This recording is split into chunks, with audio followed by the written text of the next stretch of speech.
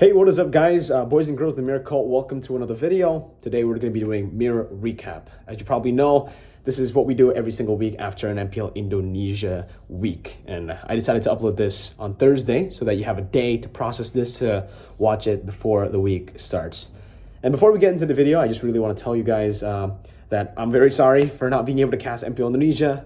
This week I was actually, or last week actually, for week 2, I was absent for the first time in 4 years in MPL Indonesia, in the entire week of MPL Indonesia, because I am here in Morocco. I am currently in Morocco casting for the African Esports Championship, and I'll be back to cast for Saturday and Sunday of week 3. So day 2 and day 3. I'll keep you guys posted when I land in Jakarta and when I'm able to cast. You guys should be able to get the updates on that. But without further ado, let's recap what happened in MPL Indonesia Season 14, Week 2. My God, we've got a lot to talk about. All right, first team to talk about. I got my notes here because usually I have it on my PC. But for EVOS Glory, oh man, where do I start? This is how we're going to be doing it, by the way. I'm going to be talking about each team from what I think is the worst team to the best team. So we're going to start with EVOS Glory. I'm ranking them at number 9. You can see it on your screen right now. EVOS Glory, number 9. They are currently the worst team in MPL Indonesia based on their performance in week number 2. Now, EVOS Glory find themselves also actually at the bottom of the rankings in the regular season. Now, their gameplay has become increasingly one-dimensional. We already spoke about, their one-dimensional playstyle all the way from even last season. The fact that they rely heavily on CC during team fights, like layering of CC during team fights. They would go for picks like the Edith, the Minotaur, the Alpha as well. And then in the XP, they would have more layers to that, like the Terizla. And it was great, especially during the playoffs for them, because not a lot of teams actually had that style. But in MSC even, we saw that style kind of get read out really, really easily by NIP Flash, by Fireflux too, who did find themselves in the same group as EVOS Glory. And I think, again, I said this in the last Mirror Recap, but the coach of Fireflux even said that was the reason they were able to beat them so easily. They know exactly what EVOS Glory can play. And this is a problem when you get too complacent. If you're too happy with your standing, with your placement, and with your own performance, this tends to happen to a lot of big teams, and I think it is happening to EVOS Glory. Because I would say the team fight style that they want to play can still work. It's definitely still a viable style. We have seen many teams still play with it. I think the best example of a team who actually can pull this off would be TLPH. They still do the layered team fights really, really well, but it comes at a cost as well. You can't just pull off these crazy team fights by being behind the entire game and then suddenly winning a team fight and turning the game around. Fundamentally, back in, last season when they actually made this composition work, everyone was performing. Clockun, Dreams in the mid lane were holding their own, actually winning out in that mid-duo matchup for the most part up against a lot of different teams.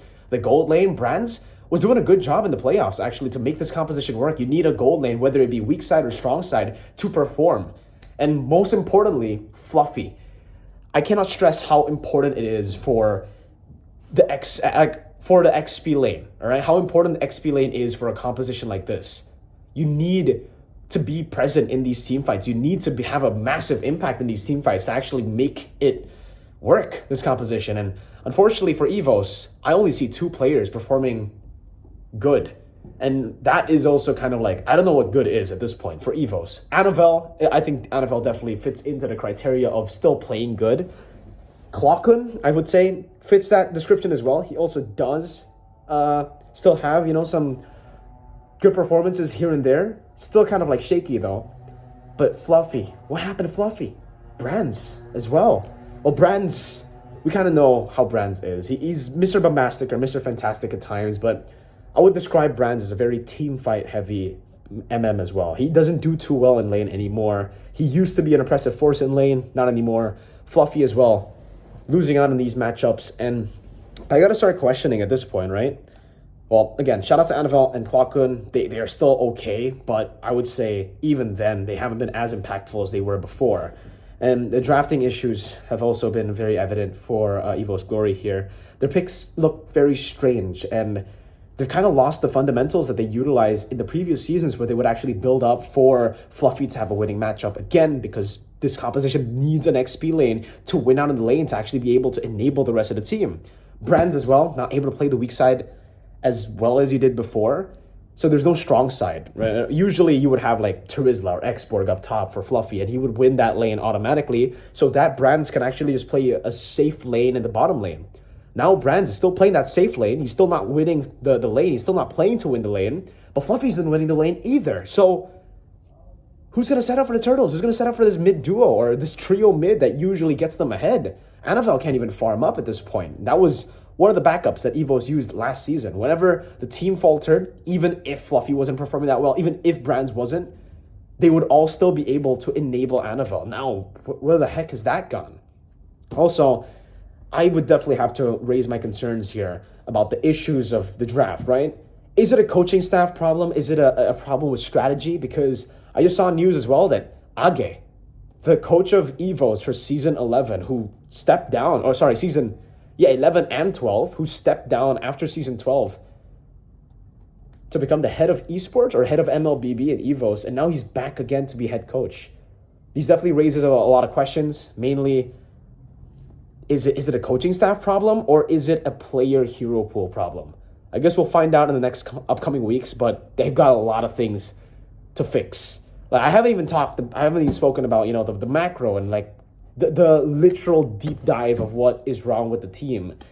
And I guess what we'll see in time. I don't have the setup to actually go deep dive on that, but hopefully next week we shall be able to do that. But that's my take on EVOS. Next, let's talk about the 8th place team, in my opinion, and it is going to be still, according to the rankings, according to the standings, Rebellion Esports. Rebellion is currently in 8th place, struggling despite having strong pillars in Cars, Audi, and Sway Low. Now, these 3 players have been crucial in controlling neutral objectives, especially in the last season when they were actually able to get a few amazing wins, even against Onyx, against RRQ, especially the first Turtle, though. That's when, that's where it's really important. This was a significant strong point for the team last season. However, with the change of Ryota, over Vincent, it does complicate things a bit.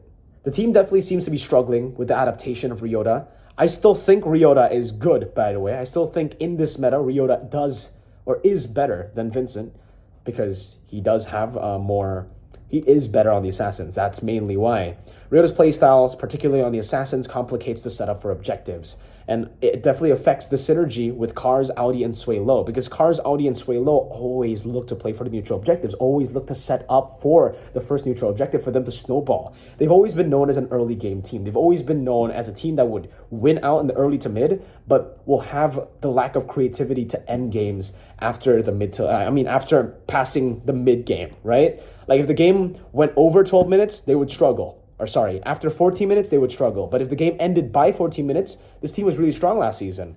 Now it's kind of weird where at this point, they're really just relying on mid-game because they can't even go for the fights. Ryota has been playing mainly the Hayabusas, those types of heroes, and it has given the team a lot of problems there. So it comes down to either Ryota adapting to the team, going for alphas, banes, and maybe going for the neutral objectives, or he sticks on the Hayabusa and the team revolves around him. The team tries to play around this new player.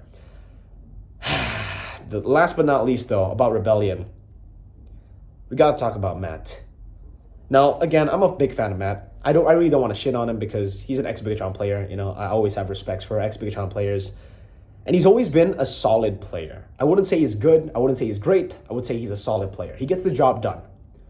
The biggest problem about Matt, though, for the longest time, this was also back for Bigatron, when he played for Bigatron, is the fact that mentally, and this is also for both, the twins, Matt and Max, but Max isn't in Rebellion, Matt's mental is definitely questionable. When the guy gets pressured, when the guy gets hate, his performance dips by a whole lot. And recently, this week, like the last week we saw Rebellion, we did get to see Matt getting hated a lot. Because of that, I feel like his performances will dip even more, and this is going to be really, really tough. At this point, I feel like Rebellion need to make a move. I don't think they can keep Matt in the lineup if Matt continues to still have the mental problems. If he somehow fixes these mental problems and is able to stay consistent despite all the hate, then hey, props to him. Then it just comes down to Ryota adapting to the team or the team adapting to Ryota's style. And then we'll probably see Rebellion do okay. Playoffs is still far-fetched. I think at this point, EVOS and Rebellion definitely won't be making it to playoffs, just based on, this week's performance. But that's it for Rebellion. Let me know if you guys agree in the comment section down below. Let's move on to the next team. All right, so for the next team, we actually have, and this one might be a bit controversial, but I'm going to have to say GEEK Fam. I could have definitely put DEWA here, but right now I'm going to have to put GEEK Fam. GEEK Fam are going to be 7th in my list, and I believe on the standings they're actually pretty much the same too. I'm not too sure. We'll have the standings pop up somewhere here in the video, but their performances have been so mixed, right? We said last week that their main problem has got to be Vincent in the jungle, where Gobs, it wasn't just Vincent, it was a mix of everything. Chidera's style hasn't really changed. It's still Chidera. So let's go one by one on the individual problems of the previous lineup, right? Because this week they actually deployed a new lineup. They deployed a lineup with still Vincent, but Veldora in the XP. And in the goal lane, they decided to get Masako. So it's Masako and also Veldora over Gobs and Chidera. So again, let's go back to week 1. What was the problems for GEEK Fam? Let's start with the XP lane. Gobs was good. Don't get me wrong. I actually am a fan of him based on the week 1 performance. I think this guy has a lot of potential as well. But this is a problem for GEEK Fam. Losing someone as impactful to the team as a whole in previous seasons, like Luke, has definitely left a big hole that GEEK Fam are struggling to cover up right now. Gobs is good, but he's not at the level that he's not at the level of Luke. He still has significantly less impact than Luke. And that's the same for Veldora even, with Veldora stepping in. Again, these two XP laners are very young. They still have a lot of potential in them, and I don't doubt the fact that Beloy can grow them. But at this point, he's going to have to really make it quick, because it's not looking good for GEEK Fam this season, at least for the first 2 weeks.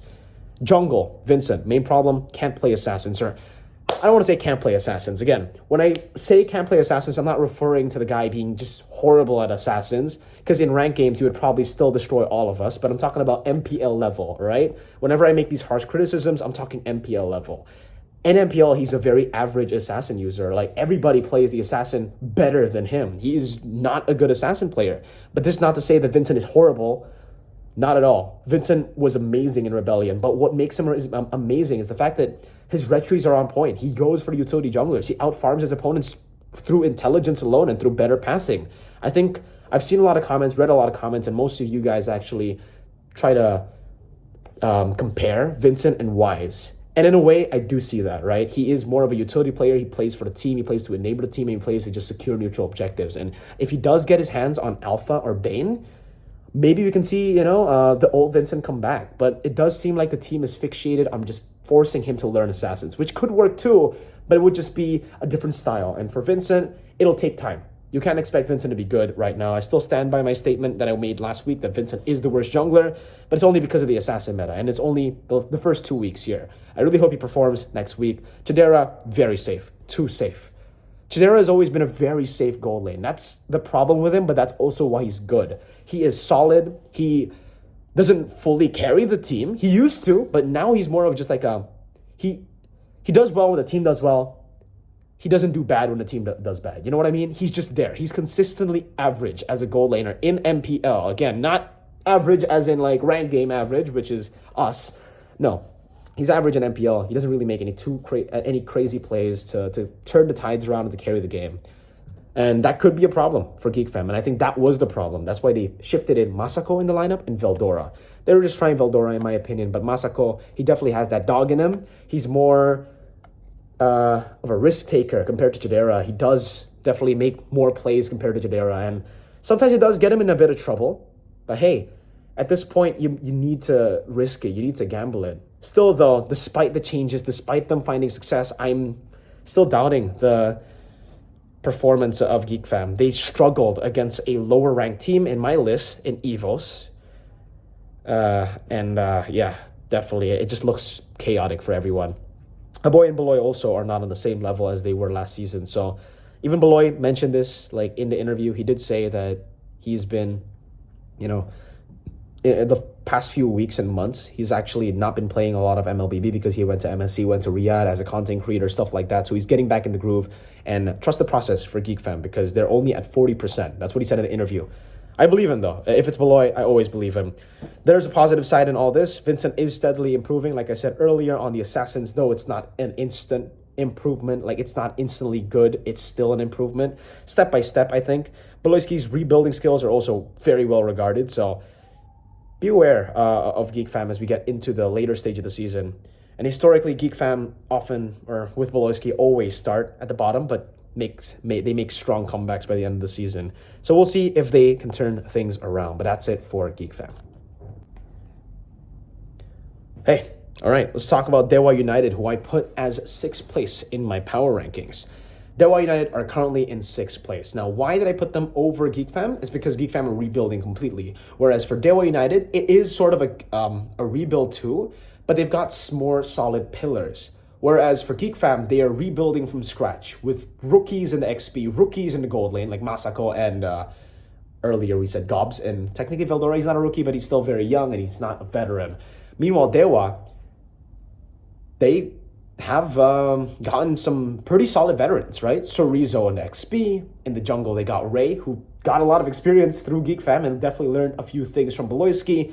In the mid lane, they got Hijume. Definitely not going to doubt Hijume, who's also a veteran. Watt in the gold lane, who's very bombastic still, I would say. You know, he's not really that consistent gold laner, but he does carry the game. In Rome, that's where they have a rookie. But I think having one rookie is definitely better than having 2 or even 3 rookies in the team, which is good for DEWA. They have a lot of great, veterans together with this rookie to perform well. Now, despite being higher than Alter Ego and Liquid in the standings, I'll have to put them still at 6th. I wouldn't put them above Alter Ego or Liquid. They played against Bigatron, by the way, so you can't really fully hate on them for the performance this week. They lost, but it was underwhelming still, even in week 1. Like, their performances with a 2-0 win was underwhelming. The team seems to really heavily rely on spontaneous team fights that highlight their mechanical skills, which is great, but there was little to no solid macro strategy. And this approach can be hit or miss. It's a very big gamble to take, making their performance somewhat unpredictable, which can be really good like we've seen in week 1, but could be also pretty bad in week 2. While DEWA United is composed of seasoned veterans with impressive skills, they need to improve their macro game by a whole lot. There were games here they had like a 6,000 gold lead or 5,000 gold lead with, but they just couldn't end the game because they constantly just went for team fights. And at the highest level of MLBB, that's really not going to work. If they go up against the top 3, it's going to be tough for them. And that's my main reason as to why DEWA will be placed at 6th place. If they can address these issues, however, sorry about that. If they can address these issues, however, it'll be very cool. It'll be great for the team. And I think by the end of the season, they can actually end up being monsters. But for now, we're going to put DEWA still at 6th place. Alter Ego sits at 5th place in my power ranking this week, with their main issue being a tendency to panic during crucial moments. And this is not just panic, this is just overall overhyped as well. This was evident in week 1 and continues to be a problem in week 2. Especially with a roster full of young and explosive players. Now, I know I said DEWA, it's much easier as a rebuild compared to to GEEK Fam, even because they have more rookies, but I'm going to have to, go against my point here. Because for Alter Ego, yes, they have a lot of new players. They have probably the most amount of new players, with Roundel making his debut, with Owen making his debut, Nino even moving to XP, and Heis in the gold lane. And Niall obviously coming back. But still, they look more solid than DEWA, I would say. Their drafts have been pretty good. It shows promise, again with Aldo at the helms. They're somewhat reliant on team fights though, which is still a big problem. They excel in the early game with good control and individual mechanics, just like last season. But just like last season, they struggle to maintain composure and to maintain creativity as the game progresses into the mid and to the late game stages. This one is a fixable issue. It's not that big of an issue, but still it is an issue. And based on the track record of Alter Ego, this has been an issue that has been fixable for the longest time, but has never been fixed. Last season, what was good about Alter Ego? Early game. When the game is still in the template phase, you go for the contest, you cut the waves in a certain way to set up for the neutral objective. Alter Ego are probably the best team at doing that. But then, right as we get to Turtle 2 even, last season, they start to panic. They start to lose vision of what they want to do. This season, it's a bit better. Turtle 2, Turtle 3, they still do pretty good. But again, after Turtle 3, they do seem to panic. They do seem to lose a whole lot of composure. And by the end of it, they sometimes even throw a massive lead. They were still able to come back. Like, they were still able to stay composed at the very end. But losing a big lead like that just cannot happen. If I had to choose a standout player, it'll definitely be Nile and Heiss. I think both have made significant improvements from their previous seasons. Nile is a bit of a dip. Heiss, I was talking mainly about Heiss. Heiss has improved by a lot. He used to be known as a very bombastic gold laner who goes for a lot of random fights. But now he's solid. Like, he's actually very, very safe. And he plays to the team, which is good. He was a raging bull. Now he's a calm bull, I guess, with alter ego. But he's no longer a bull, technically. So yeah, let's hope his newfound stability doesn't lead his team to being too passive, though, because with his new playstyle and everybody else being so aggressive, I hope they can be able to find a middle ground on that. Let's move on to the next team. All right, next we have Liquid Indonesia. And man, I'm excited to talk about Liquid. Liquid ID are currently 4th place in MPL Indonesia. Actually, they're not 4th place in the rankings, but they are 4th place in my power rankings. And the performance has been considered, I would say, a roller coaster full of surprises, in my opinion. Initially, I was highly skeptical of the roster changes. I was one of the biggest haters of Gugun getting swapped to MDL. I was a big fan of Richie getting swapped, but definitely not Gugun. When the main problem last week was Kabuki, I was devastated that Gugun was the one to take the fall, to take the blame maybe even. But Fabian and Witty and Yehezkiel, the 3 MDL players they promoted, have proven me wrong. My God, they are good. But I will stick to my point still, that the biggest problem for Liquid ID last week was Kabuki. Kabuki was a big problem, man, to the team, both in performance and in hero pool. There was nothing that was going right for Kabuki. And now with the removal of Kabuki, with the addition of Aaron Shiki, with the removal of Richie, with the entrance of Yehezkiel back in MPL, and with Fabian and Witty doing so good, this is the team to look out for. This is truly a team to look out for. Man, I'm going to start with, obviously, just the change of Aaron Shiki. It definitely has brought positive changes. And mechanically, the team has tremendous potential. This team is looking really, really good. Yehezkiel, Fabian, and Aaron, their mechanics are out of this world. And it's great because they always win in these team fights. And when they go for team fights, it's always great too.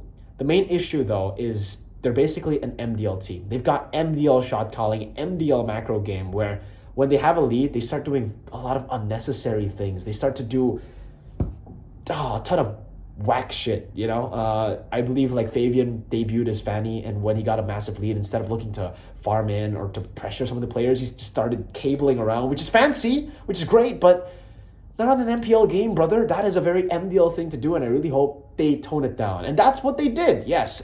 Just in one match, they were able to find a few of these changes. So, yeah, we'll see. They still lost the game against EVOS because of that bullshit that they did. They could have definitely like done more to keep the lead on them. Overconfidence and showboating has been a big problem for them, but these are very easy to fix, I feel. I hope they fix it. The team will need to refine their strategy and decision-making to fully capitalize on their mechanical prowess, which is very impressive already. And the players to watch are definitely Fabian and Aaron Shiki. Aaron Shiki also, not just in-game, but in interviews. The man has been talking mad shit. Even against EVOS, when they won, he said, damn, I kept on winning in lane. Brands never won a single like laning phase, which is great. We want to see more players like this. The fact that Liquid now have Aran and Aaron, who are both trash-talking, is great. I do want to give a little bit of story, though, for you guys who don't know where Fabian came from or who Fabian is. He used to be a very average player in MDL. He was pretty bad, actually, even 2 seasons ago. A lot of people on TikTok in Indonesia made him a meme by calling him Lord Fabian because he made a lot of misplays, and he continues to make a lot of misplays in MDL. But in MPL so far, he's been great, and it goes to show you, you know, a long time in MDL can actually develop these players. So I'm glad to see Fabian here. I hope they reach new heights with this lineup. Yo dudes, had to re-record the Onyx one, but I will be placing Onyx at 3rd place in my power ranking. So let's talk a little bit about Onyx, shall we? Firstly, the big topic of the video, obviously, the big title. I don't know if you want to call it clickbait. The clickbait title is No KAIRI, No Win. do I agree with this statement? Do I agree that without KAIRI, the team just doesn't work? The team just doesn't do well? I think factually, there's no way against it. I'm a big fan of Albert, but that doesn't save Albert from, or that doesn't save ONIC from needing KAIRI. I think no KAIRI, no win is something a bit different, right? Compared to KAIRI esports. And yeah, I do agree. I think without KAIRI, the team just doesn't perform the way they used to. And a big reason of that is, I think also, or the reason why they've been falling off. So let's talk about that. When you think of ONIC back in the day as well, in MPL Indonesia Season 11, MSC, Snapdragon, and M5 last year, what do you really think about, right? Do you think about every single player on the team being able to carry the game? Because I don't think about that. I don't have that in my mind when I think about how strong ONIC is. What made ONIC truly special was the fact that their trio mid was so good. Yes, they had an amazing gold lane, they had an amazing XP, but mainly for the XP, Boots, he was the enabler for the team. He wasn't a carry for the team. When we saw Prime ONIC, he was always on picks that would enable the team. It's either Lapu Lapu, the Terizla most times, and sometimes even the Glue during MSC. For CW, he was always placed in the weak side. Why is that? I mean, on a Melissa, on a Claude, he's always placed on a gold lane that needs to play it safe, needs to just farm independently and lane independently. Why is that? It's because they rely heavily on their main stars, which factually is KAIRI, Sans, Keyboy. That's just facts for ONIC. For the longest time, the way that they've been able to take games was always through those three members. So now that we see a shift in Fnatic ONIC's playstyle, with Lutpi coming in, with CW also playing a lot of the strong side picks now, getting Rogers, getting Harrods, basically forcing the team to play around these other like ways to win the game. It's good in a way. If they are able to master this playstyle, they're going to be stronger than they were before, because everyone can carry. But when a team consists of superstars, wants to carry, if every single one of them wants to carry, it puts them in a tough spot. It really does. It puts them in a very, very tough spot. And I think that's the spot that we see Fnatic ONIC in. Lutpi gets Arlet, gets Terizla, but he plays like he wants to do the most damage. He doesn't play to enable like Boots. If you watch the replays again of these, of these certain moments, I think you will see that again. You will see that in the team fights. He tries to dive into the backline. He tries to deal as much damage as possible. He tries to win the team fight for the team, where sometimes it's just as simple as let the other players shine. Use the Terizla, use the Arlet, use the picks you're already getting to enable other people. That's what Boots brought in the table that we're not seeing now from Lutpi. But again, it could be good for Fnatic ONIC. If they continue this route with CW on strong side, adding more layers and dimensions into their game, they can be very, very strong. Honestly, they can be champions again. And I also said this, if they win again, it'll be horrible for MPL ID. That's what I think. But if they truly, manage to get to the next level with this new strategy that they're playing, they should still be dangerous in the next championship. But yeah, that's my take on Fnatic ONIC. Let me know if you guys agree. But yeah, no shade to Albert, by the way. The fact that they need KAIRI doesn't mean that, everybody else is trash. No, everybody just performs well because they are used to playing with these members. If you swap one out, if you swap any one of the trio mid, it's going to be difficult. It's not just KAIRI, right? But again, those three are essential for ONIC. KAIRI, Sans, Keyboy. For RRQ HOSHI, trust in Cascade. From the moment RRQ HOSHI announced Cascade, even before RRQ announced Cascade, because I got the information early, it was clear this acquisition was a game changer. I had inside information that hinted at his impact, and it's been proven true. I know for a fact Cascade is going to be good. Cascade's addition has turned an average lineup. Yes, this lineup definitely did not look like a powerhouse lineup, but they are a powerhouse lineup now. This week, RRQ showcased their best lineup yet. Actually, they've just been utilizing the best lineup yet, securing wins against Rebellion, and most impressively, Fnatic ONIC. Watching this lineup gave me flashbacks, really, to RRQ from Season 9 to Season 10, where even if they were behind in the early game, if they don't get the neutral objectives, every player in the team has the potential to turn the game around. Every player in the team is an X factor. This week, it was Dyron and Skylar stepping up, while last week, it was Edok and Rins making the difference to turn the games around. But they don't have the same problem as Fnatic Onic. Not everybody is out to carry. When they see someone that can step up in the game and be the game changer, they play around that guy. And this is what you should be doing, I feel, in these games. The drafts were also superb, by the way. Their discipline and macro skills were exceptional, highlighting their already impressive mechanics, we all know. Dyron has been phenomenal. I've always been a fan of Dyron. Sutsujin, once considered past his prime, has made a strong comeback. And Skylar is always still the standout. This HOSHI lineup is really, really special, man. And RRQ HOSHI is proving to be a force to be reckoned with. I can only expect better things for RRQ HOSHI. Just, I hope, not as good as the first team, like first place team here that I'm going to be talking about. But yeah, for RRQ HOSHI, I think the main problem for them would still be if teams actually get control of the early game, they do find themselves in a bit of a pickle. We did see that against Fnatic Onic even, but they were able to stay composed, but mainly Bigatron Alpha. If you watch the match against Bigatron Alpha, when they lose out in the early game, when they lose out in setups, they still struggle. And again, this also does remind me of Season 9, Season 10 RRQ. It is a very mid-game, dominance-focused composition. So they need to fix that. Last, but definitely not least, first place in my rankings for this week, Bigatron Alpha has emerged as the most complete team in MPL Indonesia after the first 2 weeks. And I'm glad to say that. I've been a fan of this team for the longest time, for 4 years now. Yeah, with Lucan, it's impressive to see how they've maintained a high level of performance with no glaring weaknesses, at least in the first 2 weeks. The only glaring weakness I would say has got to be, this is not even glaring, it's more just like a nitpick.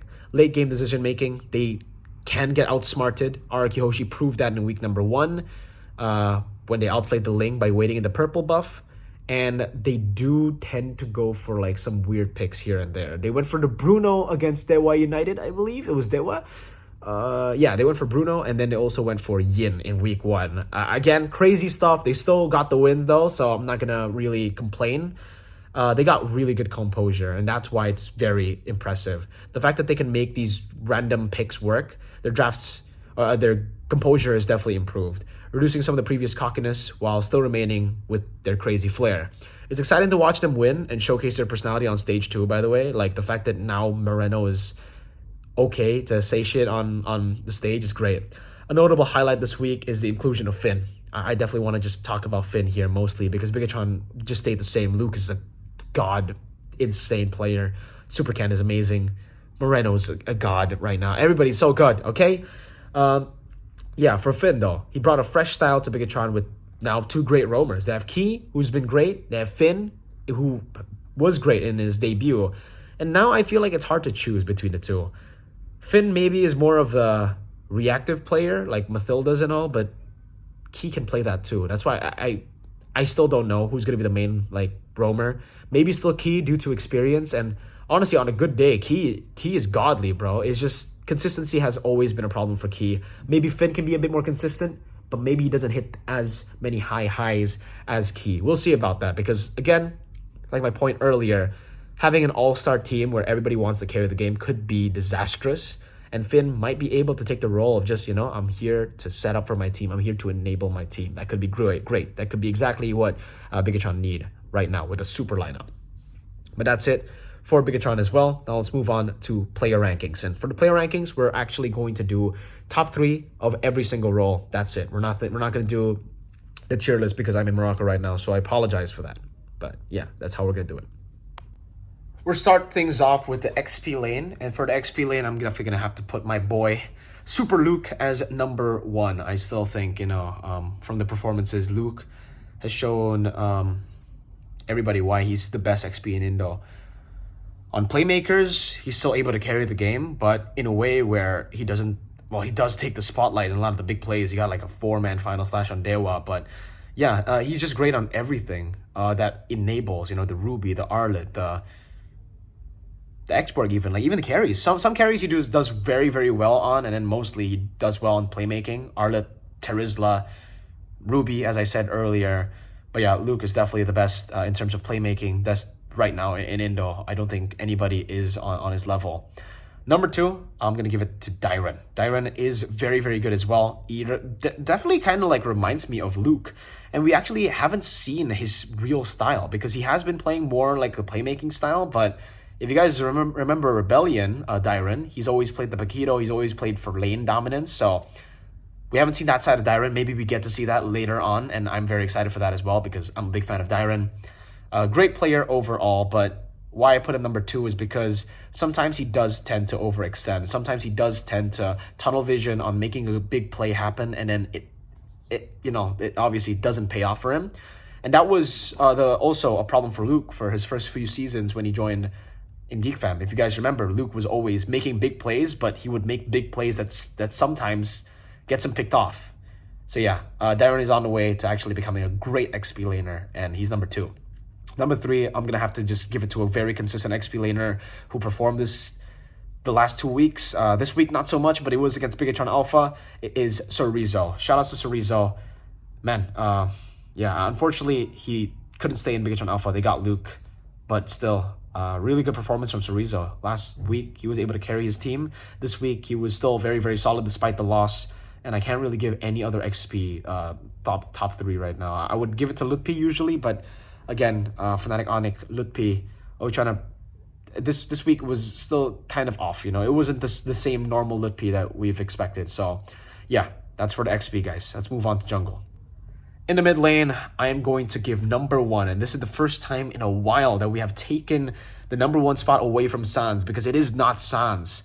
Number 1, it's Moreno. Again, I'll stick to the same reason that I put Sutsujin as number 1 in the jungle. Moreno is a thinking mid laner. He's very, very intelligent. He tries to read all the movements, and he has his own way of thinking in the game where, he kind of like processes data really, really quick. He thinks about his opponents, the matchup, and what he has to do up against these specific abilities, and that's what really makes him special. Moreno, number 1 right now, very consistent as well. As long as he doesn't showboat in game, because week 1, lost RQ because he showboated. Anyways, yeah, number 1 based on week 1 and week 2. Still really good. And mechanically, my God, he's also really good. Number 2, though, you guys are probably going to be expecting Sans. Unfortunately, I'm not going to be putting Sans at number 2. I'm actually going to put Rins, which may be a shocker to some of you guys because I've always rated Sans super highly. I still do. This is just a week 1, week 2 ranking, not an entire season prediction of rankings.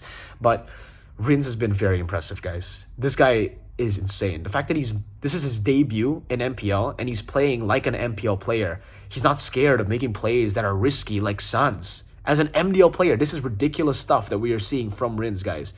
He dares to flicker forward on a Yi to get the real world manipulation. He dares to make these big plays happen on the Aurora as well. And this is all really good stuff. If Cascute can build him even more, he could by the end of the season be the number 1 mid laner, guys. I'm not even joking. Number 3, still have to give it to Sans. Still very, very impressive. Does stand out still in Fnatic Onyx. Yeah, but I don't think there's much to say about Sans. He's just really, really good.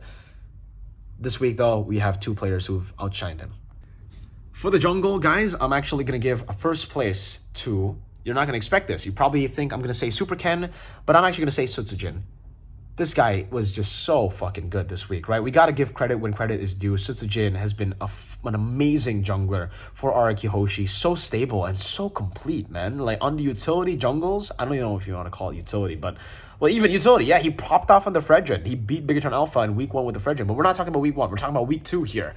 Well, actually, we're talking about both weeks, technically, because we didn't do a power ranking for players last week, so in the mirror recap. So yeah, for both week 1 and week 2, Sutsujin was just amazing. On utility junglers, he makes it work. On the Alpha, he makes it work. On the Hayabusa, he's great. So he's a very complete jungle. He might be the most complete jungle right now in MPL Indonesia. Shout outs to him. Number 2, Super Ken. Super Ken definitely has higher highs. I would say in terms of mechanics, he should be better than Sutsujin. But still, sometimes Ken, because he has like crazy mechanics, because he is really good, he tends to make some mistakes. Where Sutsujin is more calculated, I would say Ken is more instinctive, He definitely relies heavily on his instincts a lot of times. He definitely has a lot of knowledge too. I'm not trying to discredit that, but Sutsujin has been a bit more consistent over Super Ken. But I'm definitely not going to be counting him out. I think he can be the number 1 in Indonesia by the end of the season. Number 3, this week, Fabian. And purely, it's just mechanics. Holy shit, this guy's fucking insane, bro. Like, what the hell? This guy from MDL, out of nowhere, plays Fanny like a god, plays all the assassins like a god, and it's really impressive. It's a very impressive first week. Definitely reminds me, I can't even say of Gugun, because Gugun is more of like the consistent jungler. Fabian has been the flashy carry man. So yeah, that's the top 3 for week 2 for jungle. All right, boys, let's move on to, after the mid lane, let's move on to the roam. And for roam, it definitely becomes a bit tougher for me to choose week 1, week 2, right? This week, I don't know. It's really tough. I think the safe option has got to be, we'll just put Key there. Key/Finn there, because it felt like, you know, they were complete. The way that they were playing was great. But I gotta definitely give an honorable spot. Like, this is more 50-50 everywhere, like for roam. But no, for the top 2 at least, because Key, Finn are up there definitely, and then I want to give props to Edok. Edok has been phenomenal too. He's been amazing, able to hit very high highs, very consistent as well on all the picks that he goes for, and we just saw his Franco too, which has been amazing. I honestly might give him number 1, but right now I'm still gonna have to put him in number 2. Key and Finn over him right now, but still really, really good player. Number 3, I'm actually going to put Mueza of DEWA United. Very promising, I think, in the last 2 weeks. Week 2, yeah, but he's more of just mechanics, you know. The easiest one would be just to put Keyboy still here, but Keyboy has been a bit more 50-50.